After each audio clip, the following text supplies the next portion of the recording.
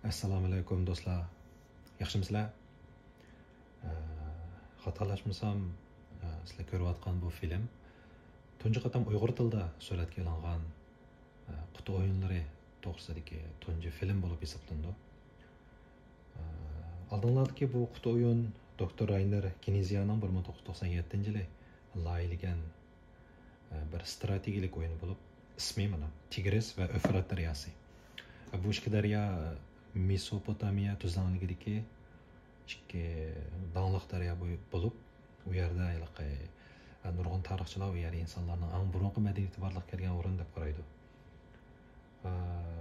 Bu o'yin 2015-yili qayta nashr qilindi. Mana shu sizlar ko'rayotgan shu qutidagi shu 2015-yildagi fransuzcha nashri. Undan keynidan yana ikki qatimliq yangi nashri chiqdi. Eng yangisi mush yil 10-yilda undan Polshadagi bir shirkat buni qayta san'at uslublarini qayta loyilab, ichidagi nurg'un narsalarni plastik qilib, texmo ko'rkam, texmo chiroyli qilib yasab chiqdi. Hamda 10-yilda bozor solinmoqchi. Lekin men o'zim shaxsan mush 2017-yildagi mush nashrni demak yaxshi ko'raman. Buningdagi ishlatilgan materiallar nihoyatda chiroyli. Asosan hammasi yog'och ham plastik bo'lib, eng muhimi buning san'at uslubi nihoyatda chiroyli. Meni boshdan nihoyatda jalb qilgan. Lekin bu nashrning ishlab chiqarilishi 6-7 yil burun to'xtab ketgachga bozorda tepish nihoyatda tas. Ta'limga hamda bu ichilmagan bir yangi qutisini topdim. Lekin bu ikkinchi qo'l bozordami hozir töveni 30 euro atrofida, qimmatlar 90 euro atrofida sotilyotdi. Agar qiziquvchilar bo'lsa, ko'rib baqsanglar bo'ldi. O'zinglar turishdi. Davlatdagi shu ikkinchi qo'l bozorlarda yoki eBaydan degandek. Men o'zim buning san'at uslubini nihoyat yaxshi ko'raman. Shu endi qani ichib ko'rib boqaylik. Ichida qanday narsalar bor.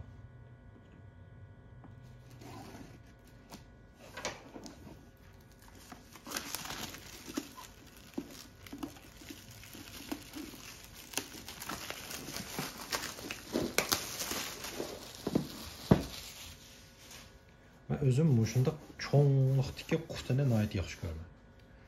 Buning qalinligi, cho'ng kichikligi nihoyat yaxshi. Nihoyat o'lchamlik. Shunga buni qo'ygandimi nihoyat aplik bo'ldi. Tizgandimi nihoyat aplik bo'ldi. Hozir nurg'un o'yinlarning qutilari bag'an siri cho'ng'ayib, bag'an siri uzrab, qilinrab, ichiga texamjiq narsa pattirish uchun bo'lash qilib har xil qilyotdi bu.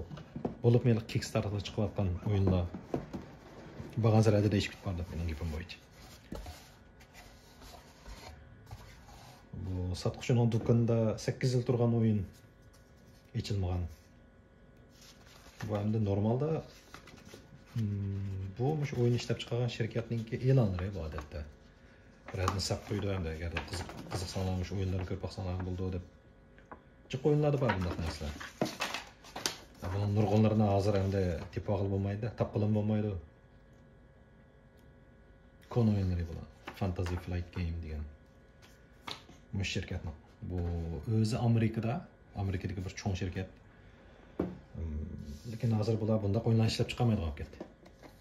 Bu qoida qo'llanmasi. Birinchi marta odatda bu o'yinning bir arx ko'rinishini tushuntirib berdi. Undan keyin o'yindagi ishlatilgan materiallarni tushuntirib berdi. Undan keyindan boshlab tizish usuli, undan keyin oyunun qoidalari degandek.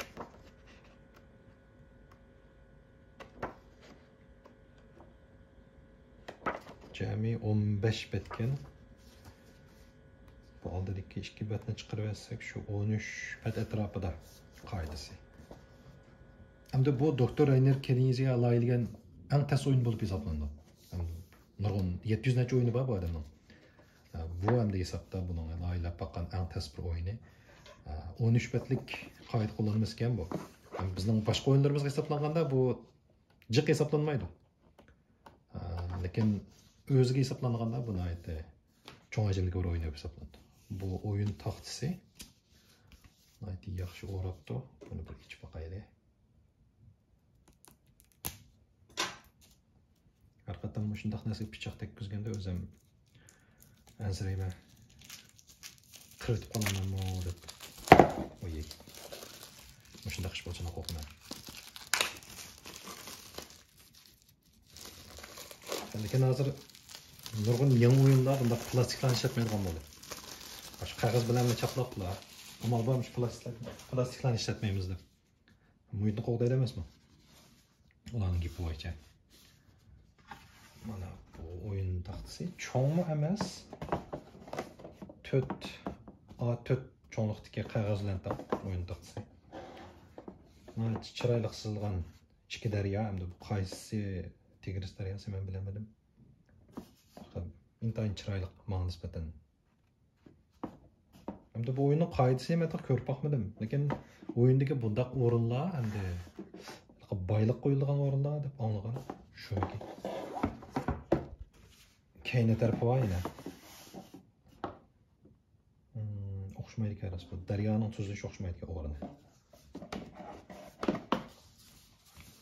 Shundoq yaxshi.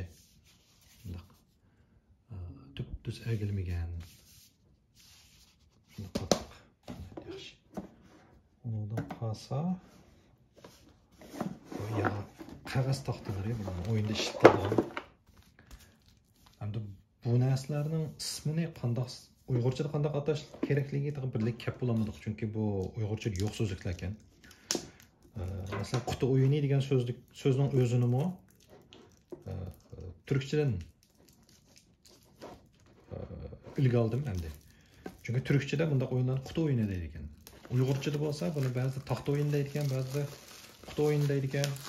Endi biz ham og'zimiz keldigani shu quti o'yini ekan, turkchaga o'xshash.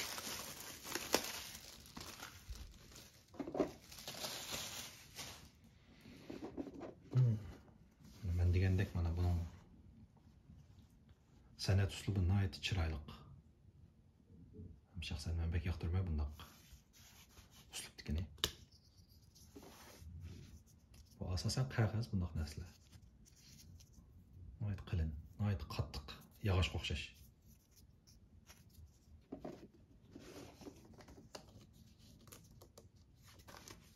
Keyin tarbi. Endi men bu o'yinni o'ynab boqmoqqa, bularning nimaga ishlatilganini, qanday qoidalar borligini men ham bilmayman. Lekin keyinda buning qoidasini o'rgangandan keyin cho'qim bir video ishlab buning qoidasini tushundiraman.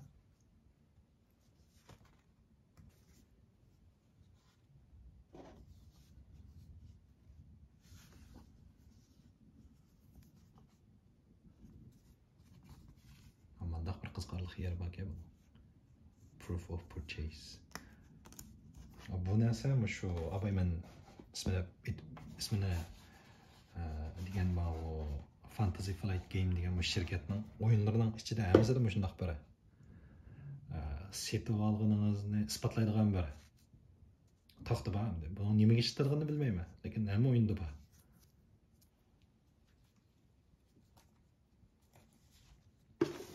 Undan bir rex xalta. Nihoyat chiroyli.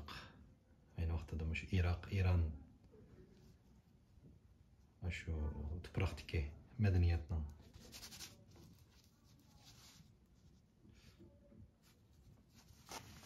mislishini aytdi, yaxshi gap. Avval gapimdan keyin dedik, shu rayondagi, shu tuproqdagi madaniyatning shu san'at uslublari nihoyat yig'inchoqlab bu o'yinga. Nihoyat yaxshi loyihalar. Shunga bek yaxshi ko'rman bu nashrni. Shunga hozir eng yangi nusxasini bozorga solmoqchi bo'lib tayyorlab qilib e'lonlar chiqaryapti, lekin men uni acha qiziqib ketmadim. Hammadan shuni talashayotgan vaqtida men qaytib kelib, shu asl nusxasini deb oxirida izlab topdim-da buni. Ta'limga shu yangi chiqib qoldi.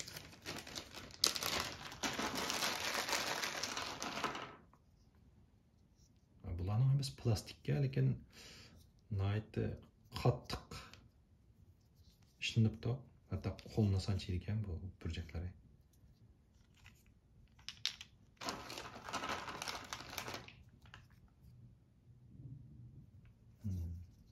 Material nihoyat qattiq ekan. Haligaday yumshoq plastiklar emas.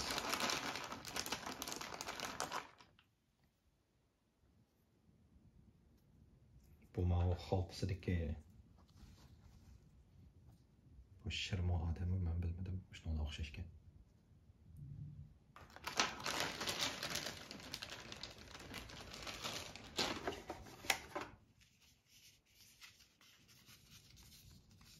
Xatolaşmasam bu her bir o'yingachaga taqtib beriladigan bir taxta.